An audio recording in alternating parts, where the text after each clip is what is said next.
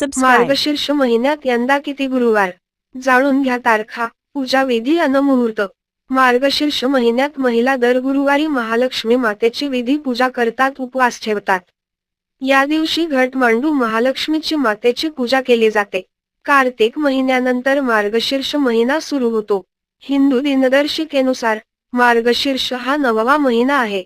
हिंदू धर्मात 12 महिने प्रत्येक देवतेला समर्पित आहेत.